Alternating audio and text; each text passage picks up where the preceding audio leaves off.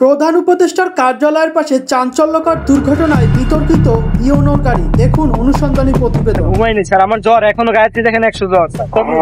কেন duty sir? আমি বলছি ম্যাডাম স্কুল ডিউটিটা করে এর জন্য স্যার। আপনি ওনাদের বলতে পারলেন না? বলছি এর থেকে যদি ভয়াবহ বড় অ্যাক্সিডেন্ট হতো তাহলে আপনার কি করার বলেন স্যার? সেইটাই তো স্যার আমি বলছি স্যার, কিন্তু আমি লাইসেন্সটা করে ভাই।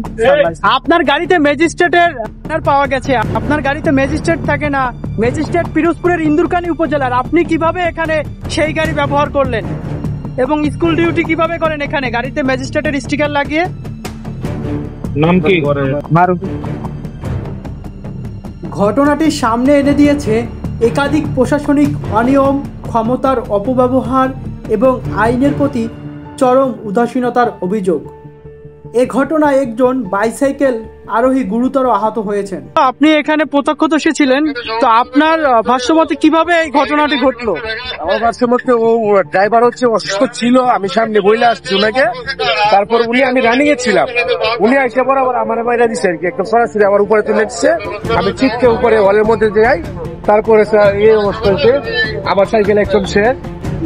উনি আমি এক পিছন দিয়ে তাকাই নাই, বরাবর আমার তুলে দিচ্ছে আর কি, থেকে তুলে দিচ্ছে আমার পিছন দিয়ে আসা তুলে দিচ্ছে। এটি দুর্ঘটনা নাকি নাশকতা খতিয়ে দেখতে ঘটনাস্থলে তাৎক্ষণিক ট্রাফিক পুলিশের সার্জন, বিমান বাহিনীর প্রভোস্ট, এসএসএফ ও তেজগাঁও থানা পুলিশ উপস্থিত হয়ে গাড়িটির চালক মারুফকে ব্যাপক জিজ্ঞাসাবাদ করে।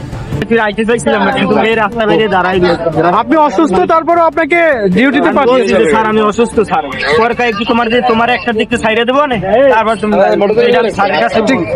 পরে জানা যায় এই সেই স্যার।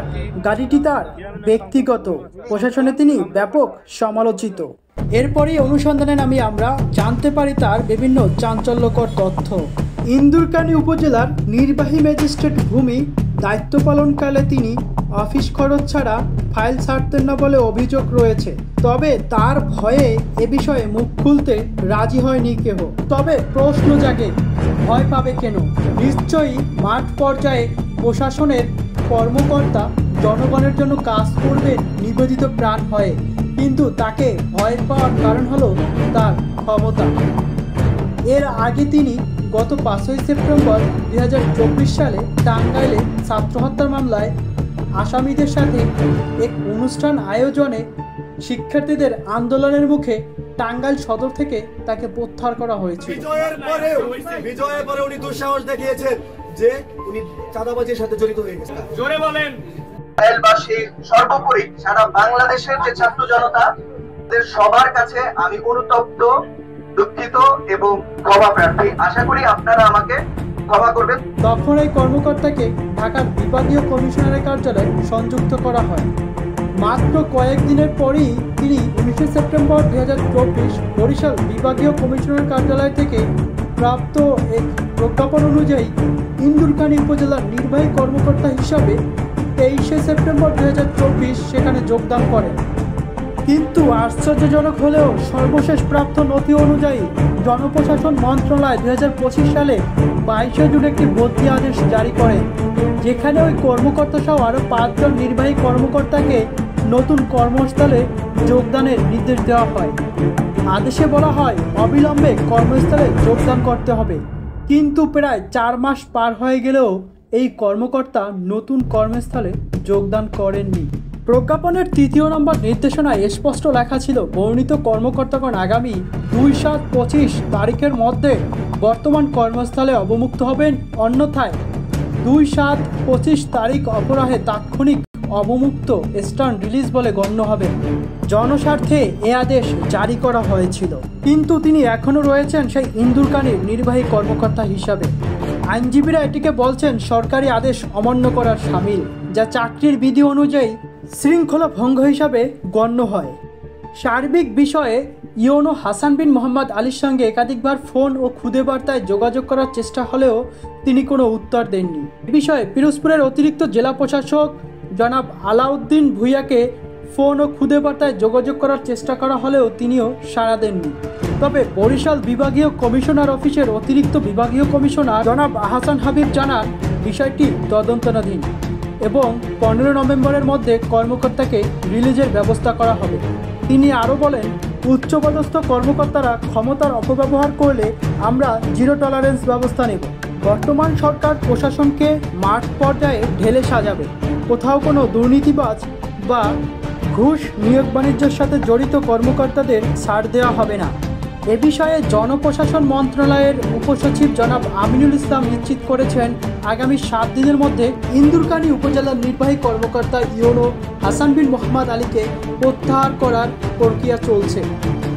দুর্ঘটনার পরের দিন আমাদের অনুসন্ধানী টিম তেজগাঁ থানায় গেলে সেই গাড়িটি আর সেখানে দেখতে পান না। তেজগাঁ থানার অফিসার ইনচার্জের সাথে কথা বলে জানা যায়, গাড়িটি ইউনো হাসান বিন মোহাম্মদ আলী সারিয়ে নিয়েছেন। আহত ব্যক্তি কোনো অভিযোগ দায়ের করেছে কিনা বা এসএসএফ, বিমান বাহিনী, তেজগাঁও পুলিশ কোনো প্রকারের মামলা করেছে কিনা এ বিষয়ে জানতে চাওয়া হলে অফিসার্স ইনচার্জ বলেন, আমরা শুধু একটি জিডি করে গাড়িটি ছেড়ে দিয়েছি। এ বিষয়ে কেউ আনুষ্ঠানিক অভিযোগ করলে আইন অনুযায়ী ব্যবস্থা নেওয়া হবে। ইউনোর দায়িত্বপ্রাপ্ত এলাকার বাহিরে তার ব্যক্তিগত গাড়িতে নির্বাহী ম্যাজিস্ট্রেট স্টিকার ব্যবহার করে চলাচলের বিষয়ে দুজন আইন বিশেষজ্ঞর কাছে জানতে চাওয়া হলে তারা বলেন, ব্যক্তিগত গাড়িতে সরকারি স্টিকার ব্যবহার এবং পারিবারিক কাজে সরকারি পদবি ব্যবহার এগুলো প্রতারণা ও প্রশাসনিক শৃঙ্খলা ভঙ্গের শামিল। সড়ক পরিবহন আইনে পুলিশ চাইলে এই গাড়ির চালক ও মালিকের বিরুদ্ধে মামলা করতে পারত। তারা আহত ব্যক্তিকে আইনি সহায়তা দেওয়ার জন্য প্রস্তুত রয়েছে বলে জানিয়েছেন। এখানেই প্রশ্ন থেকে যায়, সরকারি কর্মকর্তারা যদি নিজেরাই নিয়ম না মানেন তাহলে সাধারণ মানুষ কিভাবে মানবেন? আহত পথচারীর চিকিৎসার দায় কে নেবে? এ ধরনের ঘটনায় প্রশাসনের প্রতি আস্থা আরও নড়বড়ে হয়ে পড়ছে। কেননা প্রশাসনের এই দায়িত্বজ্ঞানহীন কর্মকর্তা, যিনি তার পরিবারের সুরক্ষার দিকে না তাকিয়ে অসুস্থ ড্রাইভারকে পাঠিয়েছেন ডিউটি করতে।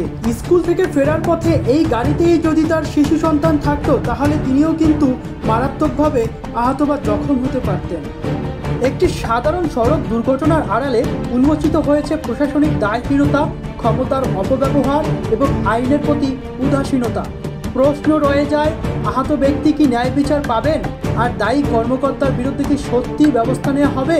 আপনার জানা কোনো অনিয়ম বা দুর্নীতির তথ্য পাঠান আমাদের কাছে। এইচ এম শিমুল, বাংলাদেশ সমাচার।